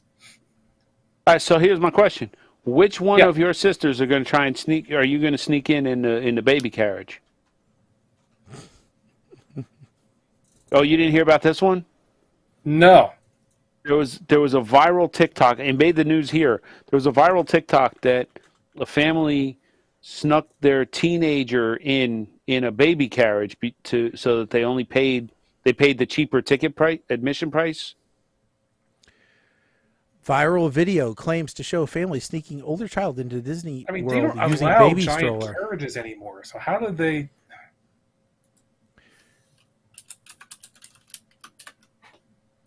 It was on TikTok, so it's got to be true. Yeah. A recent survey of Disney enthusiasts found that 92.6% believe the cost of a Disney World vacation is now out of reach for average families. The price of a single-day ticket to Walt Disney World Park is $109. The ticket prices are high. They basically said, look, we have too many people here. So we can either put in artificial limits or we can just raise the price until we get to just the right amount of people. In the end, I think they did both. They decided to put limits in and raise the price. Because, hey, why not? We only want those who can afford to come to our, to our place. No. So I have an annual pass, so I don't pay per day. And well, yeah, because you have resident status. I mean, you're there so often. Well, I do own Disney timeshare, so I own at Saratoga Springs, Grand Floridian. I mean, your license is from there, so it makes sense. That'd be nice. Would be fun. No, if Colin's because license- no, Shaggy. No, none of that is ever going to be true. Yes, Colin has. Because you'll never find me in some newspaper article starting Florida man.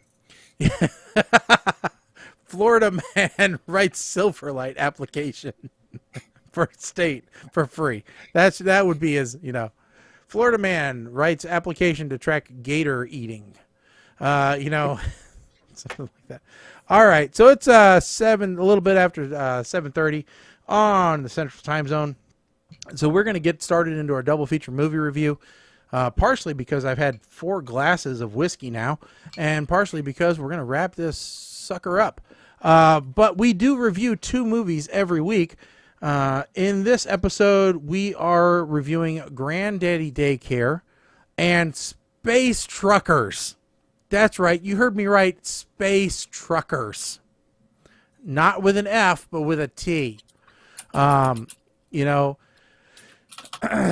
So Granddaddy Daycare was that Netflix? Is that what available? Or Prime Video? I can't remember. That was Netflix. Okay. And Space Truckers was Roku? Freeview. Oh, Freeview via Roku, I think. So which one do we want to do first? Well, let's see. They both have the same person in it, so let's go with the older one first. Okay, Space Truckers it is. Yeah, it was weird that we did a George Wendt double feature. Oh, that's right. That's very odd. Thank you for pointing that out, Colin. And Colin, since you pointed that out, you get to go first with Space Truckers. Okay. So back in the 90s, there was this thing going on where Dennis Hopper had said that Rip Torn pulled a knife on him back when they were doing Easy Rider in the 1960s. And so Rip Torn was suing Dennis Hopper for defamation for that story. And so one of the things that came out of that is that Dennis Hopper actually offered Rip Torn a part in Space Truckers as a recompense for the whole defamation thing. You stop the defamation suit, I'll give you a part in Space Truckers. Now, I think that Rip Torn should have abandoned his lawsuit over the defamation and sued Dennis Hopper instead for threatening him with a part in Space Truckers. I think maybe he could have gotten more money out of that lawsuit. Space Truckers. This movie is from 1996. Okay? I remember 1996. There was lots of good movies in 1996. I'm not going to find a list of good movies from 1996. I don't know how the effects in this movie are so bad, considering the number of people in this movie that you actually may have heard of. And the quality of acting, actors, their acting is universally terrible. But there are some extremely good actors who are like Shakespearean, well-known actors.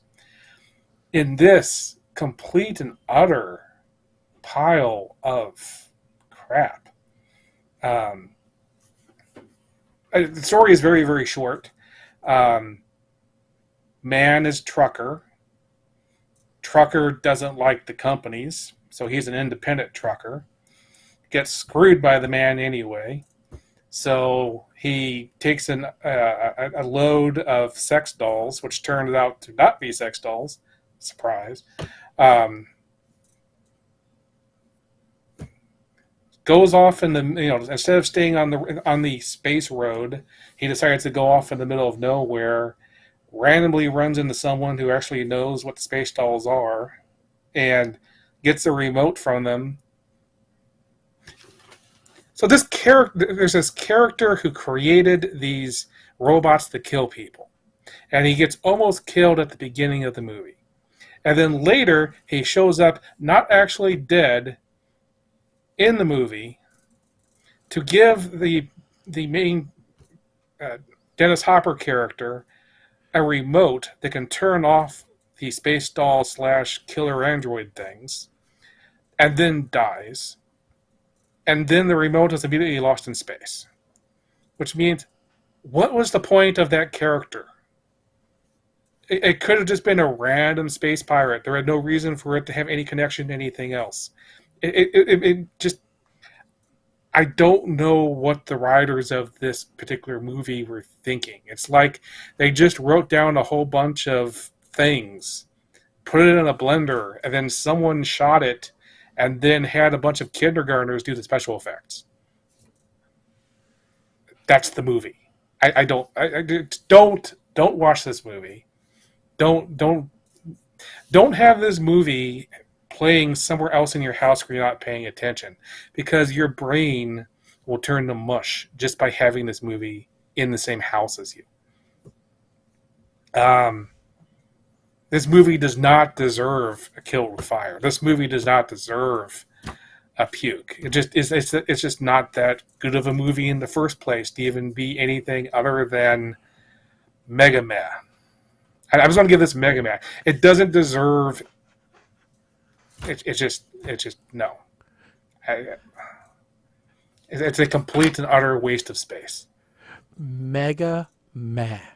That is so where does that fall on the scale? I think it still falls at the bottom of the scale. It's still down there with the puke and the kill with fire. It's just that it's just utterly meh. So is it above puke? Is it below puke? We need to know where. It's you can go ahead and count it as pukish. Okay. It's just bad. All right. I'll go next, and then you can do cleanup. Does that work, Mike? All right. Space truckers. You see names like Dennis Hopper, Stephen Dorff, Debbie Mazar, George Wendt, power actors, and then you see what Colin said, released in 1996, alongside other films like Mars Attacks, Escape from L.A., Dragonheart, Lawnmower Man 2, Independence Day, The Arrival, Tremors 2, and then Space Truckers. Now, the other movie that was released during the same year, just to give you an idea of the caliber of movie, it's Barb on a Wire. Okay? These two movies, Barb on a Wire and Space Truckers, level playing field. All right? Now, I am not as hate-filled as Colin is towards Space Truckers. All right? I think there was a few redeeming qualities of Space Truckers. It had a decent plot. It had a decent story. It did have a few hiccups along the road. The cyborg guy being recycled from previous is just them not wanting to pay another actor, really. However, realistically, not a terrible movie. If it was made 10 years before it was made. If this had been made in 1986, you'd have thought, sweet ass, this is Star Wars. All right? This is going to kick George Lucas's ass. All right? But the problem is, it wasn't. It was made in 96 when we had Will Smith. This isn't even the Fifth Element. All right? And we'd had the Fifth Element by now, so we knew what good sci-fi looked like. And this ain't it. Now, I'm not going to give this a mega meh like Colin.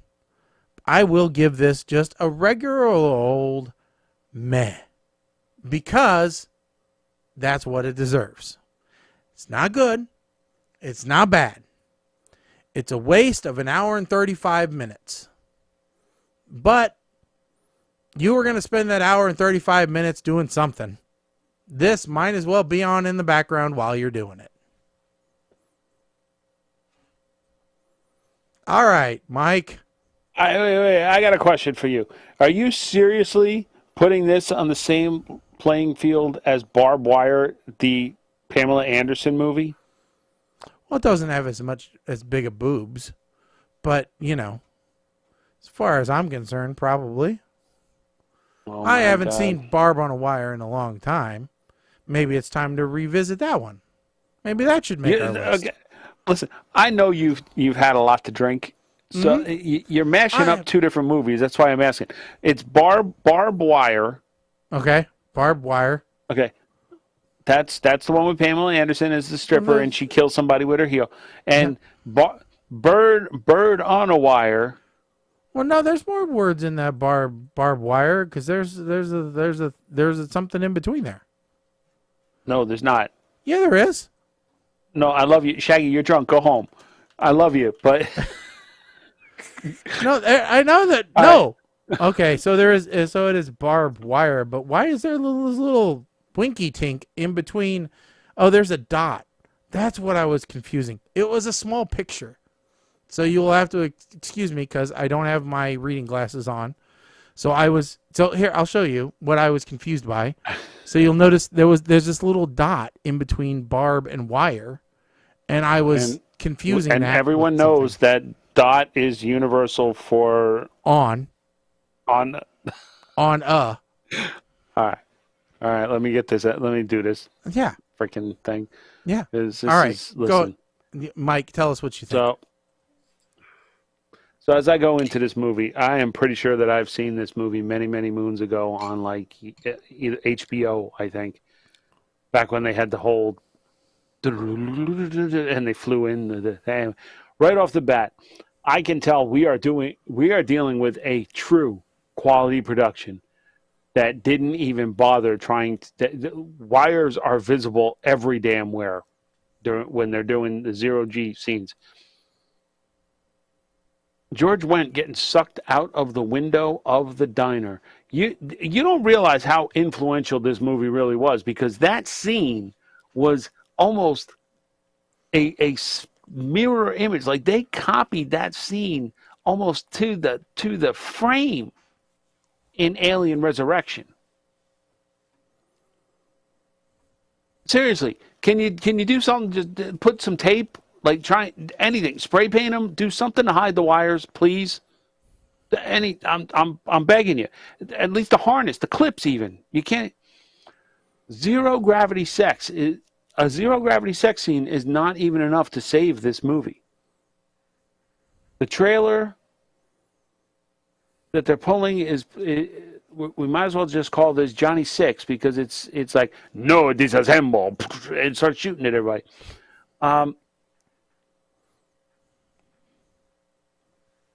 Ignoring the whole half a man's Zippo lighter actually working in the vacuum of space, that scene brought about a line that I never thought I would hear in any way, shape, or form in real life horror movie.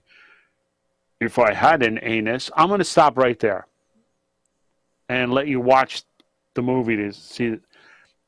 And after an hour of watching this movie and finally being threatened by the cold of space, Debbie Mazur finally has to put some clothes back on.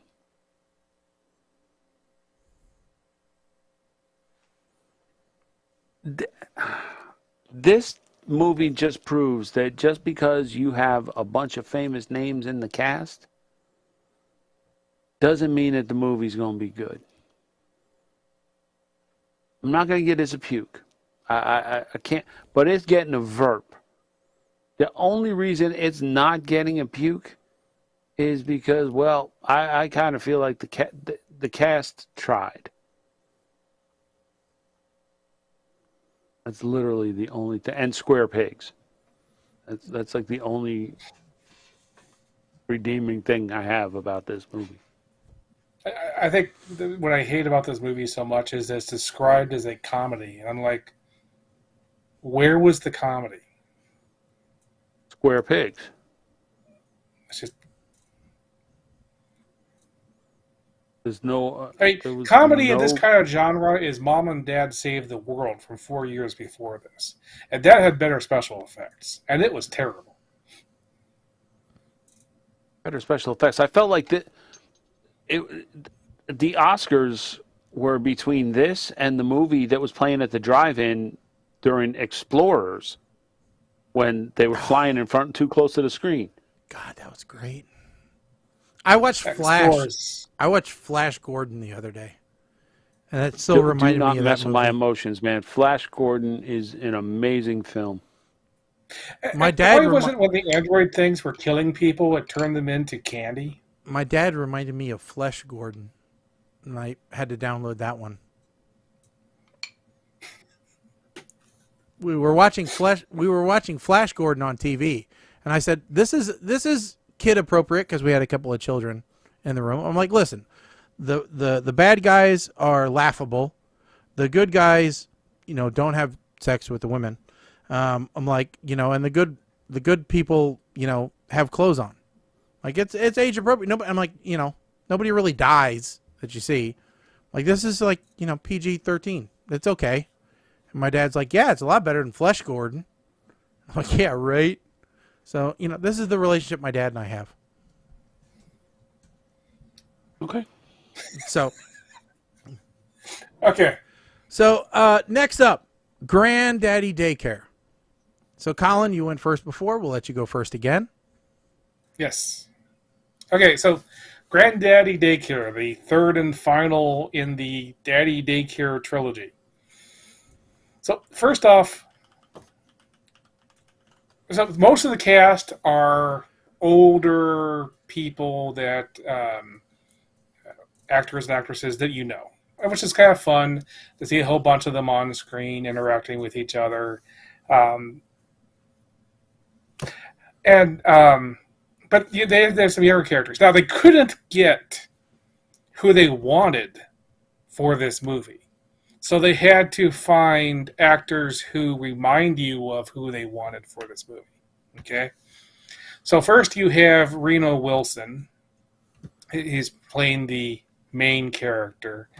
So he's playing Kevin Hart, who's playing a character named Frank Collins. Okay? And then you have the bad guy, who's played by Alex Mappa. And Alex Mappa is playing Ken Jeong, who is playing Ned Tooley. So that's it. So you have actors playing other actors playing characters. So basically the main so Danny Trejo is playing Reno Wilson's father-in-law, who is an ex-con lawyer who lost all of his money to a Nigerian scam and is early stage dementia. Now the movie starts badly because they're referring back to Danny Trejo's character's time in prison. And they refer to prison with one slang word, and he says, no, I don't like that slang word, use this other slang word. And then you go to the next scene where he uses the slang word he didn't like in the first scene to refer to his time in prison. So you're like, did they forget what they wrote in the first scene when they wrote the second scene? I don't know. But that's actually, I say that's pretty much the worst part of the movie. So they're running out of money. He decides to run a daycare for seniors, and so that's the reason that all the seniors are there. And the the Ned Tooley character, the one who's basically Ken Jeong, is finds out about it, and he's trying to stop them, and ends up with court. I kind of comes down to I think a pretty good rule, which is I can't think of any movie that has Clint Howard in it that's bad. It's like a mark that if you can manage to get Clint Howard in your movie, then you're passable at least. And I'd say this movie, it's a good bit of fun. If I'd paid money to see it in a theater, I would have been disappointed. But for wasting 96 minutes with some old actors and seeing what they look like now, sure. I'll give this, honestly, it almost goes into my category of shnikes, because any movie that I think I'm going to hate, I end up liking. It's actually a shnikes. It isn't that good. So I'm going to give it... I'm not going to give it an SEG either. I'll just give it a big old smile. All right. Smile it is. Okay, so I had seen this before. I couldn't place it, but I had watched this before. So at a certain point, it did become very familiar to me. Now, Colin is absolutely right. Reno Wilson, plays Kevin Hart to a T. And, Roxana Ortega plays the part of Danielle Nicolette from Central Intelligence. All right. So they basically went with lesser paid versions of actors. All right. Danny Trejo plays Danny Trejo. But then Hal Linden goes in for, Murtaugh from Lethal Weapon. That's who we get. And so, but then we do end up with these other actors that we know. Linda Gray, George Wendt, Margaret Avery, Barry Bostwick, Garrett Morris, all these people from other Julia Duffy, from The Nanny. So you end up with a lot of very familiar actors and actresses. So, you're instantly kind of taken in because these people are very good. I would say the script is good. It plays very close to the original Daddy Daycare script of, hey, we need to get money. This is a way that we can find to get money, but we run into a few hiccups along the way. Now I know Mike's probably going to touch on this more so than I have, experience with. So I will leave it to Mike, but I think Danny Trejo, in my mind, at least, did a good portrayal of someone with dementia, early onset dementia. Mike, like I said, has personal experience with this, so I'll let him talk to it. But I think this is probably one of Danny Trejo's better performances in, granted it was a comedy role, but he had some really dramatic scenes in here, and I think it was really good. There were parts during this comedy movie where you really felt for these characters, and, you wanted them to do well, and you cared about how they were doing. So I like this movie, and the fact that I watched it a second time and I didn't just, bug out and go with my initial impressions or speed watch through it says how good this movie is to watch. So, I would say that if you really liked Daddy Daycare, you're gonna like Granddaddy Daycare because it follows a lot of the same formula, but with enough of a difference that it's gonna pull you in. And, there's a lot of heart and soul in the story that you get invested in the characters and you really want to see them do well throughout it. So, like I said, I think that you're going to like this movie, and I will give it a smile. I won't give it a shnikes, but I'll give it a big smile. Like I said, it's a comedy, but it's got a lot of good drama in it. But it's not so much that it's overbearing. So there's plenty of levity in it. There's plenty of goofiness in it, but you really do start to care about these characters. And so those are the moments in a movie that I think for a cheap movie like this, which was made on a fairly limited budget and kind of went straight to streaming or straight to video, that's kind of what they strive for, right? Is to make you care about the characters. So yeah, a smile from me. Mike? All right.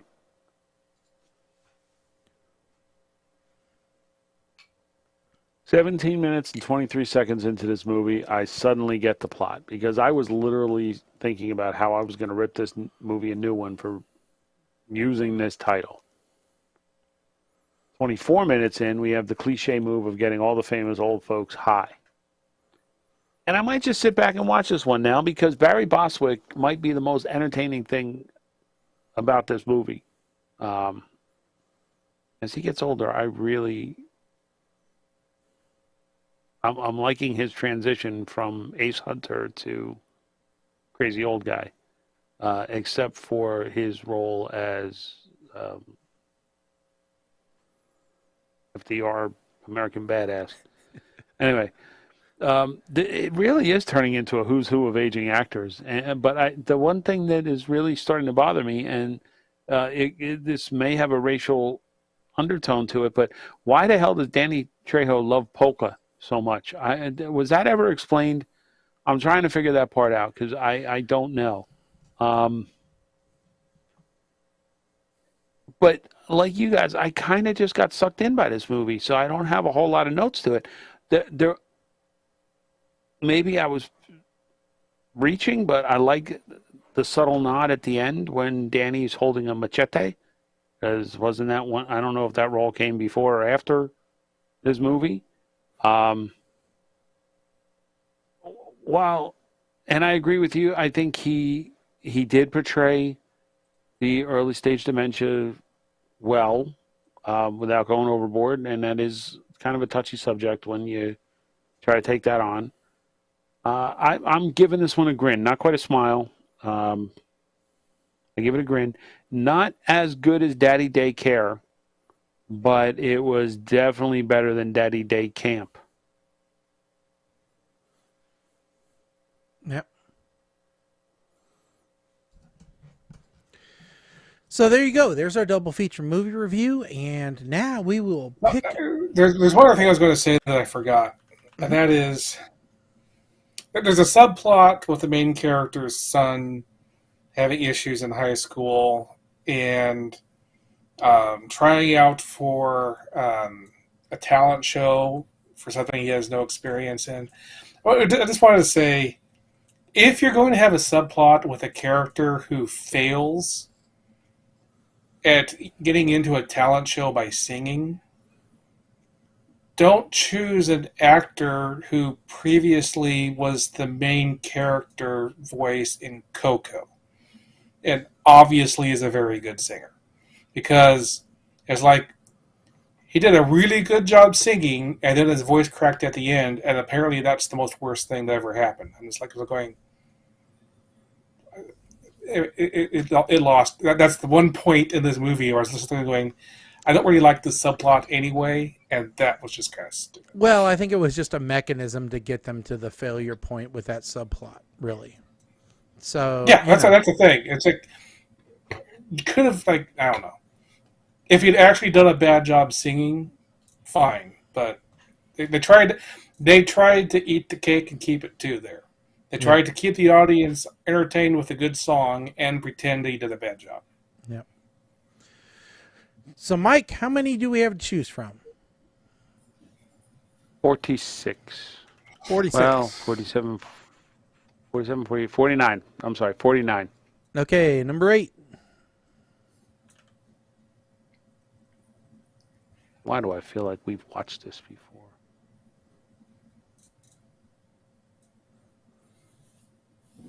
Hold on, I gotta sign in, make sure it's still available. Okay. This is on Netflix. It is called The Duff. Robbie Amell and... Okay, so a teen drama type thing. Which Yeah. has a link to the movies that we just watched. Okay. It has Ken Jeong in it. All right, and 24. 24. Oh, son of a... You... What? I'm not in the spreadsheet. You can see I'm not in the spreadsheet. On Amazon, our freebie, Mannequin 2. On the Move. Have you guys seen that? I have. No. I know you have. That's why I was like, son of a...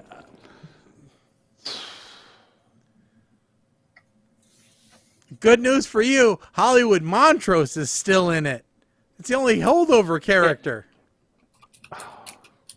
Jackie, you're drunk. Go home. Come on now. I'm just telling you, that's a positive part of the movie. I know. He is the only holdover character. Yep. All right. Well, that is great. That's still available? This is his... That's still available, yeah. It's on freebie, so... Kidding me. I tell you what, I looked at Space Truckers. It's available on like 7 different streaming platforms. So I'm sure Mannequin 2 is available on a lot. So, all righty, folks. With that said, So, okay, I got to ask this question before we leave. When you guys were watching the movie on Freevee, yep. Did you see the commercial over and over and over again with them going on a trip and taking the fish with them? No. Yep. I don't... Every time I'm like, can I take the fish out with me? No! Because I am a good parent and and a good pet owner, and I know we're not taking a fish in an open bowl on a road trip to an aquarium.